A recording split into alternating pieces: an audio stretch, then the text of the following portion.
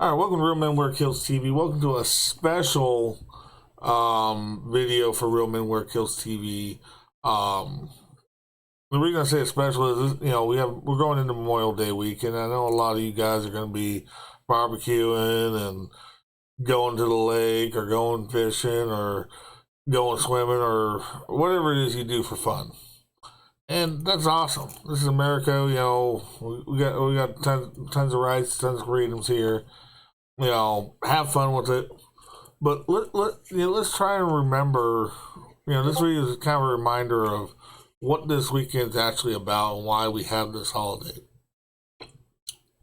There's a lot of people on Memorial Day, they'll go up to veterans and say thank you for your service and all this good stuff. And that's great. But this holiday ain't about those of us who are still here. Those of us who served here are still here. It's not about us. It's about the ones who aren't here anymore.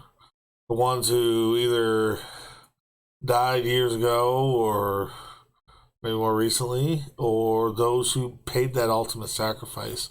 And I thought for this video, we'd look at some individuals who are no longer with us, who either A, made an ultimate sacrifice, or B, lived but are still no longer with us. These individuals I picked out, I think they're pretty incredible people, and what they did certainly protected our rights, certainly protected our freedoms, certainly protected our liberties.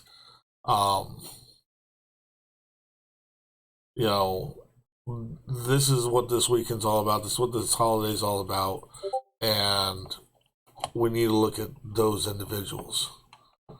So let's take a look at it. All right, so first up from the American Revolution, we have Daniel Bissell. Now, on April 1st, 1776, he signed onto the Continental Army for the duration of the war as a corporal in the 5th Connecticut Regiment. He became a sergeant on September 1st, 1777, and ended the war with the 2nd Connecticut Regiment. Under direct orders from General George Washington, Bissell posed as a deserter in the city of New York from August 14, 1781 to September 29, 1782. He realized that to get the information Washington needed, he would have to join the British Army, which, this guy, yes, he was a spy, but he was also a soldier, and you look at what he did there, joining the British Army. If he'd been caught by them, he would have been killed. He would have been hung, shot, something. So for 13 months, he served in the British Infantry Corps, led by none other than the traitor Benedict Arnold. Bissell memorized everything he was able to find out about their movements and what they were doing, and then made his way back to friendly lines where he was placed under arrest until Washington verified his story. And that's the thing, he could have been killed by our own men, he could have, they could have said, oh, you're British military, we're going to kill you. So, he got lucky. Very, very lucky. Sergeant Bissell was able to furnish valuable information, including detailed maps that he drew of the enemy's positions. He was to be, he had to be drawing, he didn't draw those by memory either. He had to have been drawing those right under the British's nose. Again, if he'd been caught, he'd been fucked. So, it's definitely some bravery there that definitely needs to be notated. Let's see.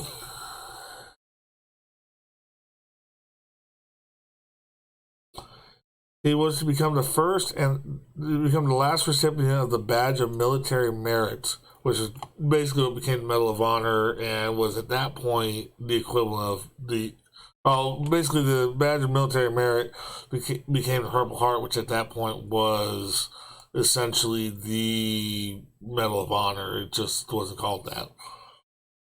In June, you can see that in June of 1783. Washington is given credit for the designing the Purple Heart, but its design originates from Bissell while he was at a ball with his future wife in Washington.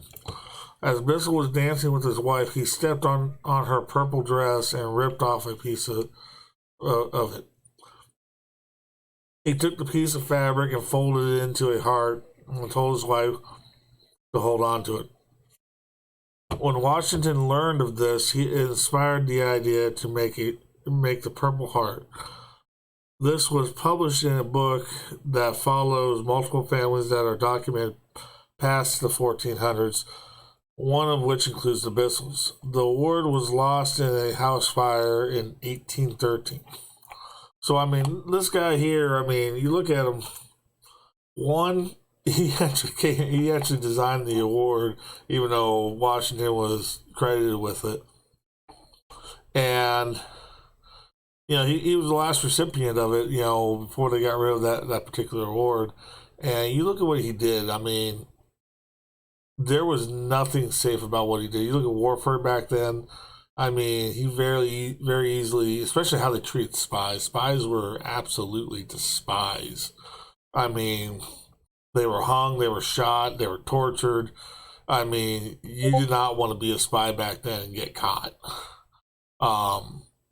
So, I mean, you look at what he did. I mean, amazing man going back there. Let's continue on. Okay, so from the Civil War, we have Isaac H. Carman. Okay, Corporal Isaac Harrison Carman was an American soldier who fought in the American Civil War. Carman received the country's highest award for bravery during combat, the Medal of Honor, for his action during the Battle of Vicksburg in Mississippi on the 22nd of May, 1863. He was honored with the award on the 25th of February, 1895. Poorly kept records by the United States government incorrectly spell his name. Carman was born on 17th November 1841 in Monmouth County, New Jersey. He joined the 48th Ohio Infantry in September of 1861. He was promoted to corporal on May 1st, 1863, and by the 22nd of May, he performed. And on the 22nd of May, he performed the act of gallantry that earned him the Medal of Honor. On that day, his company was part of a general assault on the fort during the second major assault in the Battle of Vicksburg. Carman was serving as color guard, and though severely wounded by a bayonet wound in the leg, he prevented the capture of the colors, and at one point actually took a shell that the Confederates had launched at them that still had a burning fuse, and literally threw it back at the enemy, ultimately saving not only his life, but the men around him's life. And you look at the color guard back then, I mean, that was a dangerous job there, because, I mean, you really, you know, you look at historically what they had to do, you know, they were often charging into battle alongside their fellow comrades without a weapon other than that flag on a pole with maybe a sharp point on the end. I mean, maybe a spear tip, something like that. Meanwhile, they got gunfire going around. You know, you get stabbed in the leg. But he still, during that battle, one, protected the colors. Two, saved the lives of the men around him as well as his own. I mean, that shell could have easily just blown up in his face, but luckily it didn't. All right.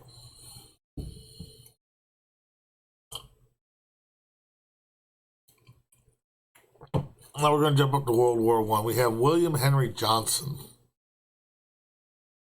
Now, that's not to be confused with there's some other Henry Johnsons and William Johnsons that are famous as well, but we're talking about the one from World War I. William Henry Johnson, commonly known as Henry Johnson, was a United States Army soldier who performed heroically in the 1st African American unit of the United States Army to engage in combat in World War I. On watch in the Argonne, I don't know how to pronounce it, Argonne. Comment below if you know how to pronounce it. on May 14th, 1918. He fought off a German raid in hand-to-hand combat, killing multiple German soldiers and rescuing a fellow soldier while experiencing 21 wounds, an action that was brought to the nation's attention by coverage in the New York World and the Saturday Evening Post later that year. On June 2nd, 2015, he was awarded the Medal of Honor by President Barack Obama in a posthumous ceremony at the White House. See, in 1918, there was a lot of racism towards, black people still in the military. And there were actually multiple times where they tried to award him this award, but unfortunately the racial barrier at the time blocked it. It also should be recognized that the French, they weren't, their attitudes, let's say their attitudes differed, and they actually did recognize what he did by awarding him the Croix de Guerre. Again, I know I'm butchering the pronunciation on that. With a star, with the star and bronze palm. And he was the first U.S. soldier in World War I to actually receive that honor. Johnson ended up dying, poor and in obscurity in 1929. So, he didn't even get recognized, for a long time for what he did, other than what the French gave him. There was a long struggle to achieve awards for him from the U.S. military. He was finally awarded the Purple Heart in 1996, and in 2002, the U.S. military awarded him the Distinguished Service Cross. Previous efforts to secure the Medal of Honor failed, but in 2015, he was posthumously awarded the award. So, this guy, you got to figure, at the time he did this, he knew, he wasn't going to get an award. And I'm sure he knew a white soldier doing the same thing would. He didn't care, though. He was fighting for his country. He was fighting for his rights and freedoms. He was fighting for the rights and freedoms of those who was at home. And he was still a badass motherfucker. Wounded 21 times and kept going.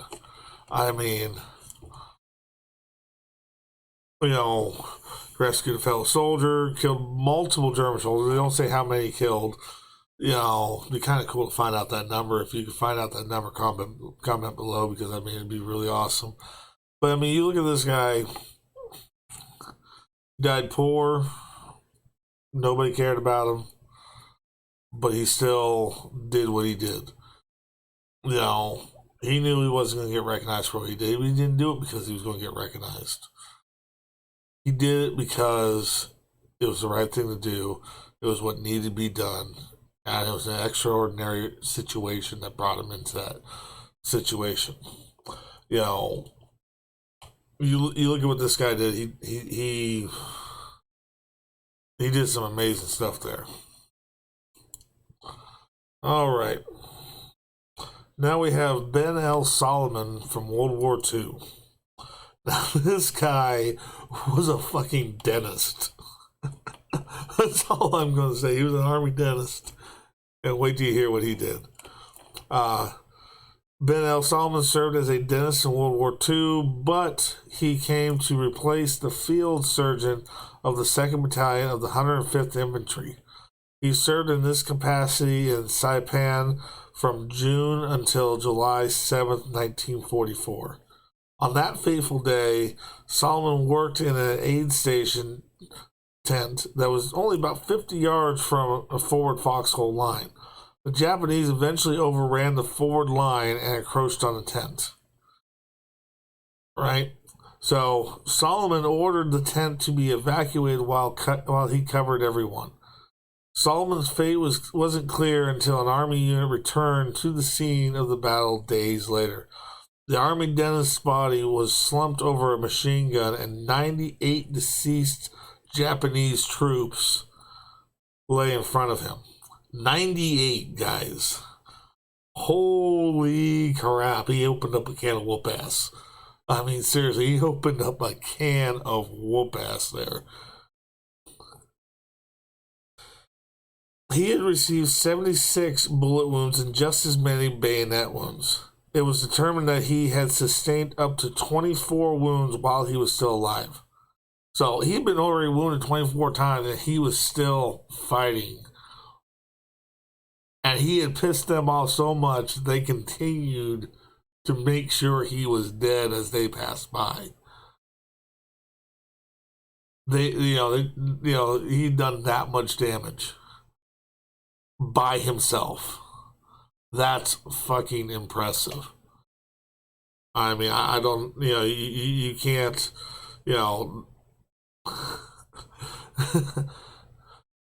Now, here's where, the story gets a little awry. The Medal of Honor wasn't awarded to Solomon for 59 years. Now, why, doing what he did, you'd think that would be pretty quick. But there's some issues with it. Although he was frequently recommended for the Medal of Honor, there was a number of factors working against him. First, the Geneva Conventions clearly state that anyone wearing a Red Cross armband cannot bear arms against the enemy. So, one of the Geneva Conventions working against him, which, I mean, some of the stuff in the Geneva Conventions is a bit ridiculous. Medal of Honor guidelines also stated that medical non-combatants may not receive the medal for offensive actions. And although Solomon acted in defense, the machine gun he used was typically a crew serve machine gun used for offensive measures. So,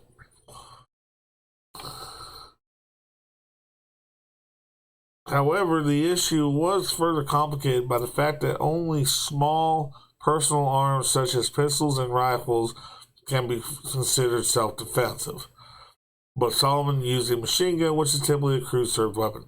So, they didn't consider the machine gun a defensive weapon.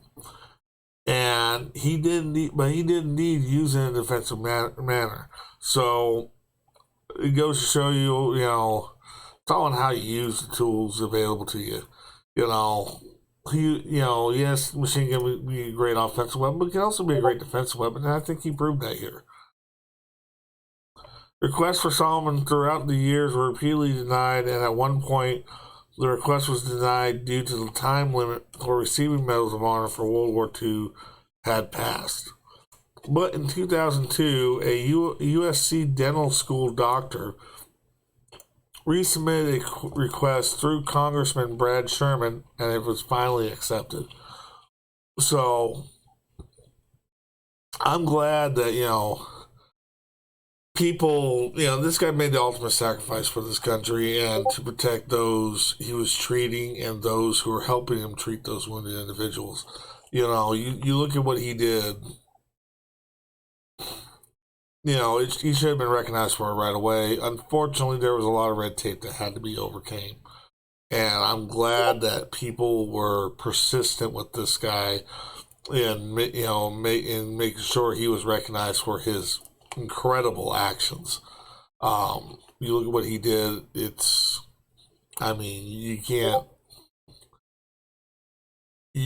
can't, I'm sorry, you just can't, imagine what he went through doing that.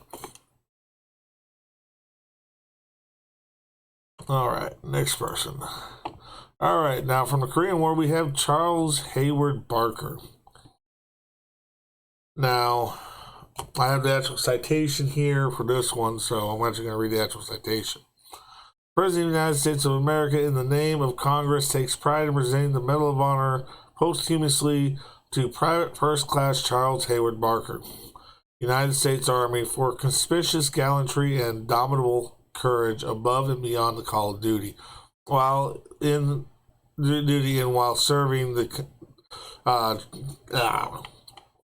serving Kilo Company, 3rd Battalion, 17th Infantry Regiment, 7th Infantry Division in action against enemy aggressor forces in Sokage, Korea. Again, I know you guys are going to get me in the comments on the pronunciation there. on 4 June 1953. While participating in a combat patrol engaged in screening and approach to Pork Chop Outpost, Private First Class Barker and his companions surprised and engaged an enemy group digging emplacements on the slope. Totally unprepared, the hostile troops sought cover.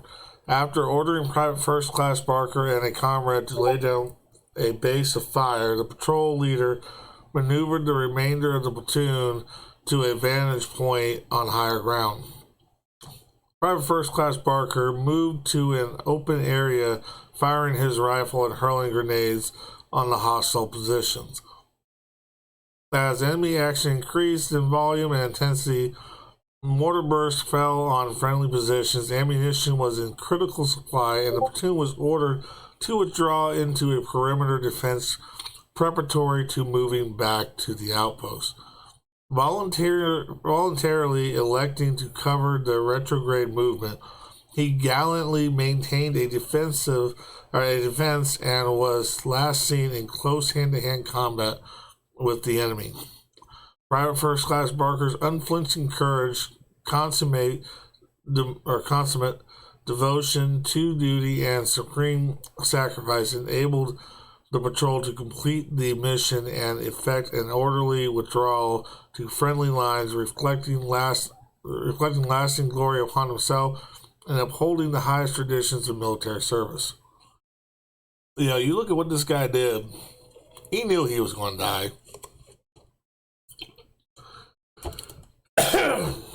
He knew he was going to die, but he chose to do it anyways.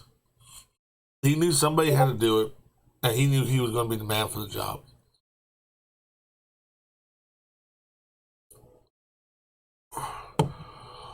You know, again, another story of someone who paid the ultimate price, who said, I'm going to do this. I'm going to, you know, I don't care if I live or die. I'm going to make sure that, he make sure that his friend, he wanted to make sure his friends and, made it home. And what he did, again, that was that ultimate sacrifice. It's people like this are the reason why we are free today.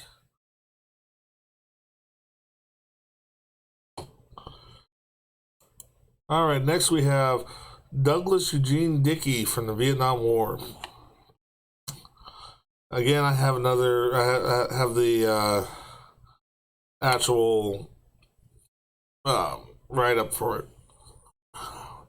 President of the United States, in the name of Congress, takes pride in presenting the Medal of Honor posthumously to Private First Class Douglas Eugene Dickey, United States Marine Corps, for conspicuous gallantry and intrepidity at the risk of his life above and beyond the call of duty on 26th of March, 1967, while serving with Charlie Company, 1st Battalion, 4th Marines, 9th Amphibious Brigade, 3rd Marine Division Reinforced, Fleet Marine Force, in action against enemy forces near Guion, Quang Tri Province, Republic of Vietnam. Yeah, that's a weird name. Anyways, while participating in Operation Beacon Hill 1, the 2nd Platoon was engaged in a fierce battle with the Viet Cong at close range in dense jungle foliage. Private First Class Dickey had come forward to replace a radio operator who had been wounded in this intense action and was being treated by medical corpsmen. Suddenly, an enemy grenade landed in the midst of the group of Marines, which included the wounded radio operator, who was immobilized. Fully realizing the inevitable result of his actions, Private First Class Dickey, in a final valiant act, quickly and unhesitantly threw himself upon the deadly grenade, absorbing with his body the full and complete force of the explosive. Private First Class Dickey's personal heroism, extraordinary valor, and selfless courage saved a number of his comrades from certain injury and possible death at the cost of his life. These actions reflected great credit upon himself, the Marine Corps, and the United States Naval Service. He gallantly gave up his life for his country. This dude jumped on a grenade. How many of you out there would do that? Comment below. This dude jumped on a grenade, guys.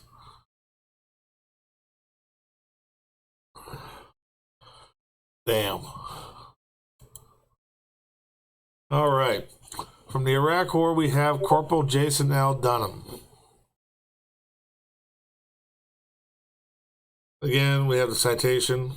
The President of the United States of America, in the name of Congress, takes pride in presenting the Medal of Honor posthumously to Corporal Jason L. Dunham, United States Marine Corps, for conspicuous gallantry and intrepidity at the risk of his life above and beyond the call of duty while serving as a rifle squad leader, 4th Platoon, Kilo Company, 3rd Battalion, 7th Marines Reinforced Regimental Combat Team 7, 1st Marine Division Reinforced, on 14th of April, 2004. Corporal Dunham's squad was conducting a reconnaissance mission in the town of Karbala, Iraq, when they heard rocket-propelled grenade and small arms fire erupt approximately 2 kilometers to the west. Corporal Dunham led his combined anti-armor team towards the engagement to provide fire support to their battalion commander's convoy, which had been ambushed as it was traveling to Camp Usaba. As Corporal Dunham and his Marines advanced, they quickly began to receive enemy fire. Corporal Dunham ordered his squad to dismount their vehicles and led one of his fire teams on foot several blocks south of the ambush convoy. Discovering 7 Iraqi vehicles in a column attempting to depart, Corporal Dunham and his team stopped the vehicles to search them for weapons. As they approached the vehicles, an insurgent leaped out and attacked Corporal Dunham. Corporal Dunham wrestled with the insurgent to the ground, and in the ensuing struggle saw the insurgent release a grenade. Corporal Dunham immediately alerted his fellow Marines to the threat. Aware of the imminent danger and without hesitation, Corporal Dunham covered the grenade with his helmet and body, bearing the brunt of the explosion and shielding his Marines from the blast. In an ultimate and selfless act of bravery, in which he was mortally wounded, he saved the lives of at least 2 fellow Marines. By his undaunted courage, intrepid fighting spirit, and unwavering devotion to duty, Corporal Dunham gallantly gave his life for his country, thereby reflecting great credit upon himself and upholding the highest traditions of the Marine Corps and the United States Naval Service.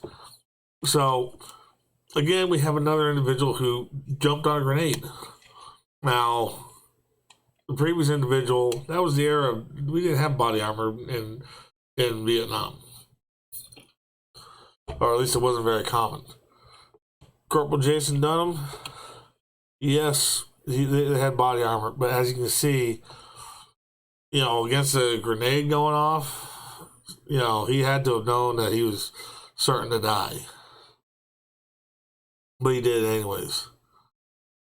By the way, if I remember correctly, I actually did the math on his age. If I remember correctly, he was only 21 when he did this.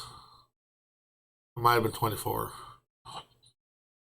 Either way, he was a kid. He was a kid still. And he did this for us. For those men he was with. He made the ultimate sacrifice. Would you? Could you?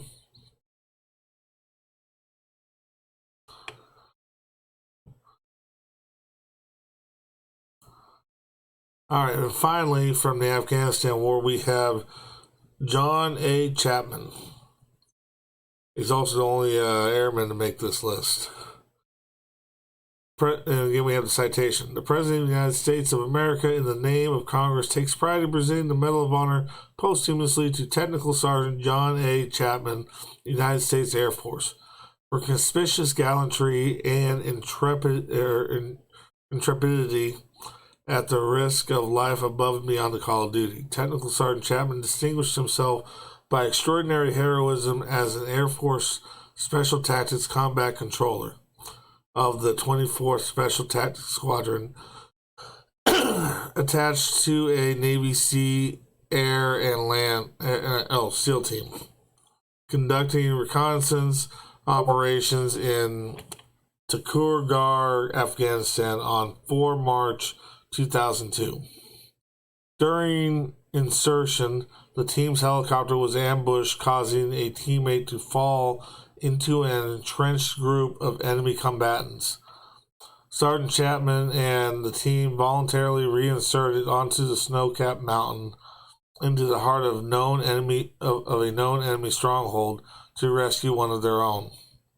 Without regard for his own safety, Sergeant Chapman immediately engaged, moving in the direction of the closest enemy position, despite coming under heavy fire from multiple directions.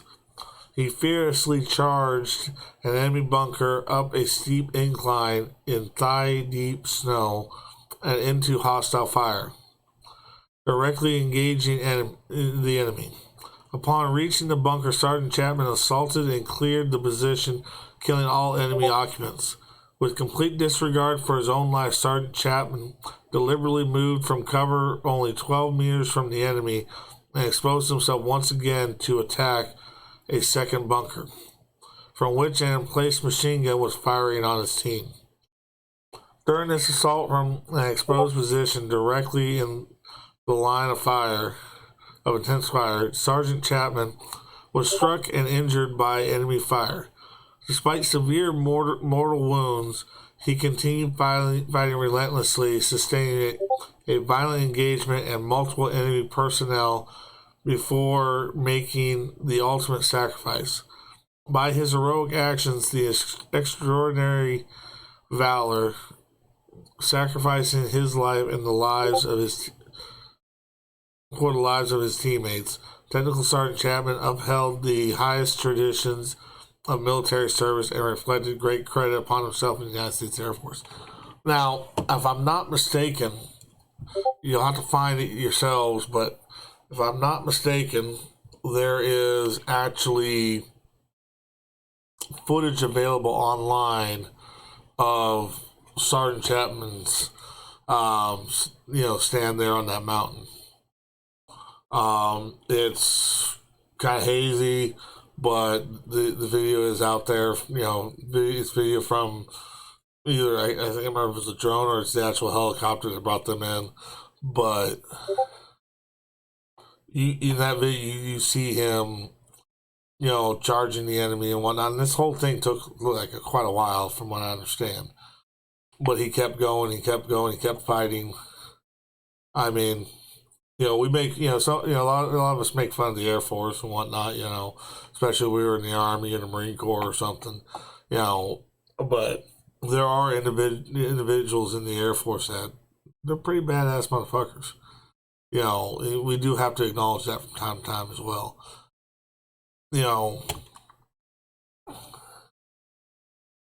You look at what these guys did, you look at the sacrifices they made. You look at what they did, it's incredible. And something you gotta ask yourself is, if you were put in that extraordinary situation, would you do it? And do what they did? And to be honest, I can't honestly answer that question.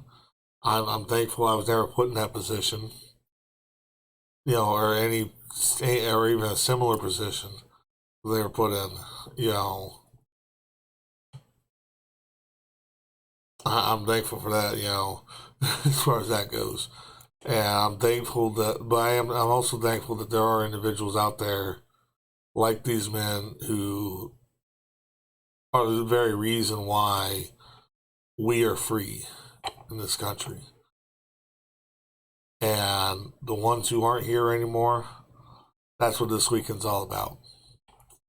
Honoring them, remembering them. So, while you're drinking your beers, having your barbecues, fishing, boating, whatever you're doing, think about what these people did. Think about the sacrifices they made and so many others made. It's just a few stories here, of some individuals who did extraordinary things in extraordinary circumstances.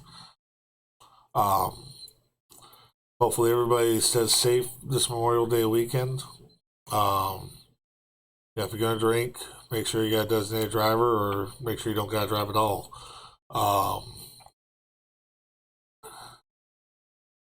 My fellow vets out there, hey, we know what this weekend's about. Those stolen valor pricks out there, I highly recommend you not do it this weekend. I'm just saying. Civilians out there,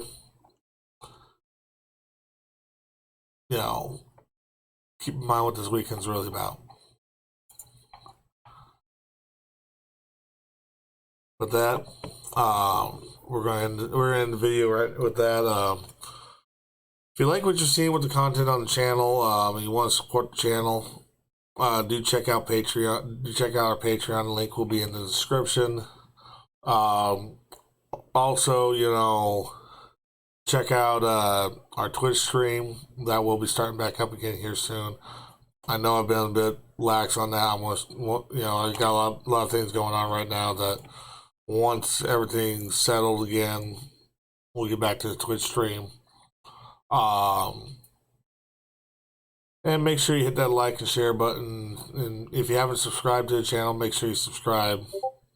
Hit that bell notification so you don't miss a thing. And we'll catch you guys next time. Stay safe. Be good. Catch y'all later.